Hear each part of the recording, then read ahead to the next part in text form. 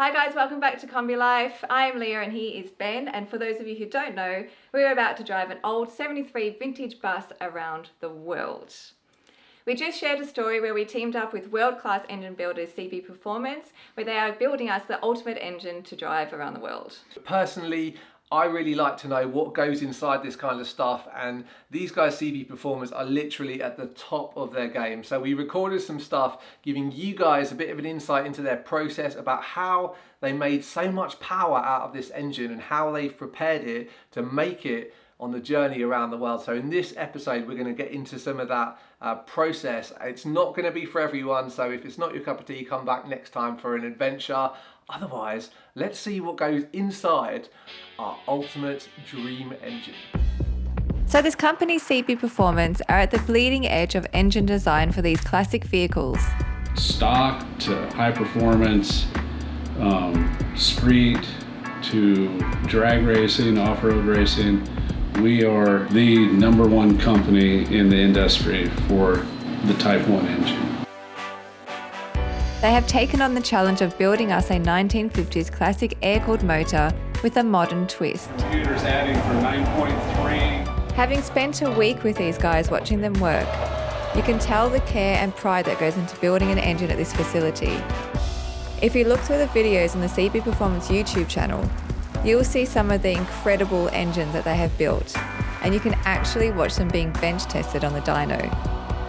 Each of those engines have been custom designed to meet specific needs, some of them with incredible power.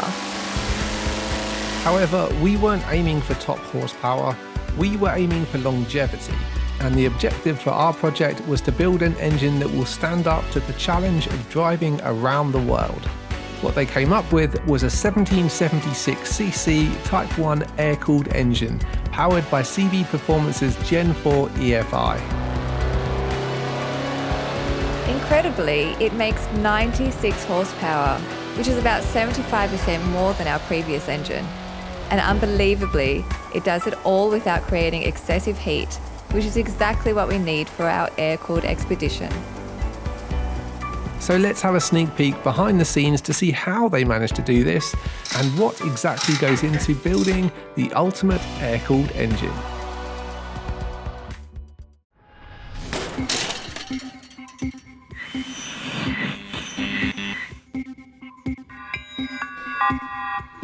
As some of you might know, at the center of our air-cooled engine is the crankshaft. DPR Machine wanted to donate a crankshaft, so he specializes in stock forgings. Us talking to Jose at DPR, we decided to just use a stock forging, non-counterweighted. We added the extra 4 dowels, so it's 8 dowel. So Ben, this is a machine that we use to balance your rotating assembly in your engine. By balancing the rotating assembly, you assure that the motor's going to rev up smooth, there's going to be no vibrations, it's going to last a lot longer, it's easier on the bearings. And so we balance first the crank by itself, then we add the flywheel, then we add the pressure plate. So the entire assembly is balanced to within near 0 grams of rotating. If the crankshaft's out of balance, we have a sensor that's mounted on here that lets the machine know where it's out of balance as it's rotating, and then we use the drill press over here, put it back at that location, remove material, start it again, check it. Eventually you have an entire rotating assembly that spins perfectly balanced, so you won't be able to put your hands on the engine and not feel anything when you're revving it up. I'd always heard about balancing engines, but I'd never seen the machine, and to be honest, it's a step in the engine assembly process which is completely neglected in all of the engine building locations I've been in previously. So it's awesome to see you guys doing that here. And maybe that's why your engines didn't last that long previously. I'm sure that has a big part to play in it. Connecting to the crankshaft is the appropriately named connecting rods. We balance the connecting rods end to end, where we balance the crankshaft in first, and then we balance the rod for total weight second, and that's considered end-to-end balancing. So at CB Performance, we buy these forgings unfinished so that we can do the final work on our connecting rods here. The reason we do that is because we want to make sure the tolerances are exactly where we want them, because we have very tight tolerances so the engines will last a long time be able to rev up to higher RPMs in performance applications, or as in your application for stock use. Volkswagen tolerances are not near that tight. Original parts are not near that close. It gives you better oil pressure with more perfect tolerances as well. Sure. So with tolerances this tight and the care that we put into our rods, there's no other company that I know of that goes this far and holds these tolerances on their connecting rods. Most companies that I know of just buy them from an overseas supplier as is and hope for the best. Once the crankshaft is fully assembled with the timing gears and the connecting rods, it was ready to be installed in the crankcase. The case, by the way, has also been modified by CB Performance. Since we specialize in the Type 1 VW engine, not really the Type 4, we wanted to do the Type 1 motor. To do that and add an external oil filter and oil cooler isn't that easy in the later buses because of the rear engine mount. On what you're going to be doing with the weight of this bus, the hot climates you're going to experience, we had to add an external oil cooler. And along with that, it's important to have an external filter. You want to keep this oil clean. The life of your engine depends on how clean you keep the oil and how you don't let the oil overheat.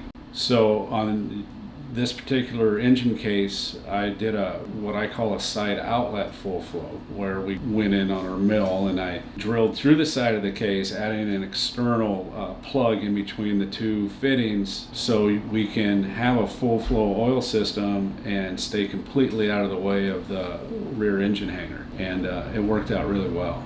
I was really happy with it. So next to go into the crankcase is the camshaft. The camshaft, it's the CB 2280 grind. So it makes good power. It idles well with a single carburetor or single throttle body. Not much valve lift, so it's not going to stress your valve train too hard. And that's another concern, is your valve train making it these many, you're going to go over 100,000 miles. It has to be a very non-aggressive profile. We don't want your valve guides wearing, we don't want lifter bores wearing. Okay, Ben, so here at CB we've been grinding camshafts since the 70s. We have a whole cabinet full of different cam profiles that we do. You want to match it to your engine size, your cylinder head size, your driving, the type of vehicle you're putting in, so we have a lot of profiles in different categories to fit whatever your needs are. We start off with this semi-finished billet. The lobes are not machined at all. There's plenty of room to make whatever size camshaft you need to make. Then on this machine here, we put the profile of the cam on the backside. The machine follows the profile, cuts the profile into the casting, and you end up with lobes that look like this. Right. Once they look like this, we protect the bearing surfaces with this bluing product, and we put it in this machine back here called a Parkerizer. And that puts a coating on here so that when you break in the cam, everything works. The lifters and cam get to work in together and create a mating surface that will last for a very long time. Why is it important to get the lobes to match? You're matching the lobes to the lifters, is that right? Yes, they have to break in together because the lifters are spinning on the cam lobes. When they do, if they're not matched right, it'll just eat the lobe right off the cam, or the lifter. One of the two will be damaged. Yeah, I've seen that problem happen. Yes. The aim for the engine design, really I tried to focus on an engine that was going to run cool and be strong. So although I wanted to build a bigger engine because I think you could use more power and torque, the best choice was to do the 1776. The smaller bore cools better. Using the Los Panchito head of ours was a really good choice. It's a brand new head, made out of all new tooling, designed around cooling. So these are the heads that we're running, right? Yeah. This is the world famous Panchito. Yes, it is. This even says it right here, Panchito. Yes. You'll get to see that every time you adjust the valves with every oil change, religiously, right? Yes, with every oil change. Pat will not let me have it any other way. The heart of the engine, the reason why the engine can make 96 horsepower and the amount of torque it produced is really the cylinder head. The Panchito head is unique. No one else in the VW industry has made a cylinder head like we have. The flow potential out of the 40 millimeter valve that the head uses is phenomenal. It flows 175 CFM. The port is extremely small. Port velocity is over 330 feet per second. So we can get the power out of the cylinder head, but we can also get low end drivability because of that increased airspeed. The chambers, using our 5-axis Rottler CNC machine, we can open up the chambers to lower the compression on the motor instead of what other companies do where they give the engine more deck height, which is the totally wrong thing to do. You're losing your quench when you do that, and you're losing horsepower. We open up the chamber using our CNC machine. You have 61 cc combustion chambers on your Panchito heads. It gave us 7.5 to 1 compression. And also, chamber volume is exact for each chamber, which doesn't sound like a lot, but it is. It's the reason you get 96 horsepower out of a 1776 engine with a 40 millimeter throttle body. Exhaust ports, very high exit velocity on the exhaust ports. That head was designed on a flow bench for 2 years, back and forth testing. The 3/4 inch long spark plugs, 12 millimeter, makes the head stronger. You don't get the cracks through the spark plug holes. Valve guides, silicon bronze guides. No overseas valve guides in these heads. They're high quality components. Yes, if you look, you can see how the air can flow through and around the ports. Yeah, right. That also obviously helps it cool. This head, do you see all the airflow around the ports? Yeah. No, you don't. It's not, there's like one gap. Yeah, there's nothing. Nothing. But it's designed to handle that kind of heat, and it's more of a drag racing type of cylinder head. So it's running short bursts, down a drag strip, shut off. Yeah. Some street racers run these too because they're very popular. They do hold up, but you know limitations. It's not to drive across the world with this head. That's why. So can you tell me why this head was selected for our engine? Well, namely because of the cooling ability. We're most concerned with keeping your engine cool. You're going to be going across deserts and silty, bad conditions. And so this head has extra cooling fins, more in different places, and as I showed you how the cooling can go past the ports to run the air through this. So that's why we picked this head. Awesome, that's exactly what we're going to need. And it has ports that are designed to give you more flow and more torque, better airspeed. So it'll help that bus pull you through some sticky situations. You think you're going to get stuck? No, you'll have the torque to pull you through. So it's not all about keeping it cool, it's a performance head that will run cool. That's the #1 reason we picked it for you, yes. awesome. That's why it's so popular. Yeah. It works on a lot of different size engines, and it will do both jobs. Give you great performance as well as run nice and cool on the street. Perfect. Right here, this machine allows us to do the 3-angle valve job, which is the best flowing, most common valve job on our cylinder heads.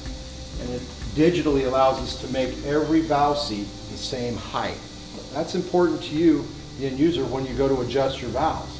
Because if we've got one that's 10 thousandths deeper than the next, you go to adjust your valves and one adjusting screws up and one's down, and that's why that happens. Now you've had that problem. Yes. Now you didn't get your heads from us. That's the problem. Because here, digitally, we can get it exactly the same all the way across. Previously, when I've been to machine shops, they would only cut the seats, the valve seats, on one angle. Yes. So you guys are cutting them on three angles. Yes, that allows the gases to flow smoothly past the valve. Stops all the into turbulence, ports. right? Yes, yes. Yeah. Okay. And we're using a profile cutter so that not only are they 3 angles, but they're the same width every time. So the 45, which was your one angle, is the same width on each valve at the same location on each valve. which you need that kind of consistency for even flow. Yeah. And the same width so that you have no burnt valves, because some guys with stones will cut that 45 too thin and another one is too wide, and you end up with it in different locations on the valve, and that's where we have problems. Yeah, it makes sense. I've had people do their heads with just a hand drill and a stone, Yes. like not even on a bench drill. So you can imagine the inconsistencies there. Obviously, not everybody has one of these machines, but then that's why everyone comes to you for the heads. Yes. Because you guys do have the machines. When I was in high school, I learned to do valve jobs with the hand drill and the stone, Yeah. and it was good enough, because Yeah. that's all there was. Well, this is what is going on now. This is what the top shops in the nation, in the world, are using equipment like this. So Ben, when you're planning on building an engine, there's a lot of things to consider. When you can start to build the engine and you have the pistons in the cylinders, you bring them to the top of the cylinder and you measure that. It's called deck height. You have a cylinder head that has a chamber, and there's cc's of the chamber. And an average Volkswagen head has 53 to 55 cc's in the chamber. Now, if you're a bus guy who wants to live for a long time, you want to keep your compression levels low, so you probably maybe even want to open up the chamber a little bit more to lower your compression.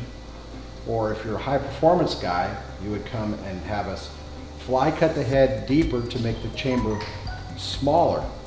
To test that, we have a CC machine that we can put into the chamber and check the volume of your chamber in cc's. And with that, there's a formula that you multiply out with the deck height and the cc's and the bore and the stroke, and it'll tell you exactly what your compression ratio is going to be. So you need to plan ahead before you just bolt everything together. Sure. So our engine is a lower compression, which Yes. should help with longevity, right? Longevity, And also bad gas, I've heard. cheaper gas won't ping and detonate and cause problems in your chamber. That's going to be really important for us. Yes, very important. I know how it is. Just going to Mexico, I can't even imagine some of the other countries, how poor the fuel is. Yeah. Well, we'll see what happens, eh? Some of the drag race cars, so you're going to be looking at gasoline in the 87 or less octane rating possibly. And a lot of these drag cars are running 120 octane. So they're running 13 or 15 to 1 compression, and you're running 7.5 or whatever compression. So that's the variables, that you got to look at. Yeah, wow, big difference. This machine here allows us to take the cylinder head porting aspect out of your hand, which most companies do it by hand, to digitally porting a cylinder head. That way each port is consistent from one head to the next. The flow numbers are consistent from one head to the next, and we don't have somebody out there getting carpal tunnel trying to make ports all the same every time. This screen shows you all those little lines. That's the lines of the tool that it's going to cut in the cylinder head. So we make a port by hand, we flow it, we find out, get it to work the way we want it to work, use this machine to probe that port, and it will write a program like this that we can touch up if we need to, and then copy that onto the next head and every head thereafter. Pat told me that he might go through like 5 cylinder heads trying to port out the exact to get the maximum airflow. So he does that by hand first, right? Yes. And then once you test it on the machine to kind of see how much air throughput there is. Is that right? We look for not just the amount of air that it flows, but the speed of the air. Because if you got a big port and the air is just, it can move a lot of air, but if it's lazy, then it's not going to perform at all on, say, an engine like yourself. With your bus, you need good air speed. You want throttle response. You don't want to have to hold it to the floor for a little while before the engine reacts. So that's what the flow bench does. And then you use those numbers, and that port comes to this machine to make it transferred over from one head to the next. Makes sense.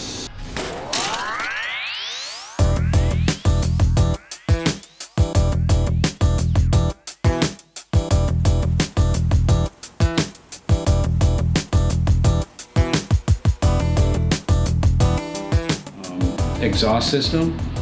Tiger at A1 Muffler was kind enough to donate one of his Sidewinder exhausts. He stressed upon us doing stainless Mild steel will break down over time and develop cracks. Stainless is going to hold up much better to the heat cycles. And he added some extra gussets just so things don't start to fall apart in your rougher areas you travel to. As we mentioned, this engine will be running CB Performance's Gen 4 electronic fuel injection system. We shared the reasons why we're going with this system along with the benefits in our other engine build episode. Are we nervous about an EFI system? Yeah, a little. It's totally new to us, but we are excited to learn, and the team at CB Performance has been fantastic at bringing us up to speed on the new system. They've even supplied us with many spare parts and sensors so we'll be able to get ourselves out of trouble when we're on the road. There is a lot more that we have to share with you about our new engine, and a lot more we'd like to share with you about how we're preparing our rig to cross the planet. But that is a story for a little further down the road. Until then, happy travels. What do I think about you going around the world in an air-cooled bus? You're crazy. I admire you. I could not personally do that. But I admire what you're doing, and I really sincerely hope you make it through your journey with few issues. Thanks.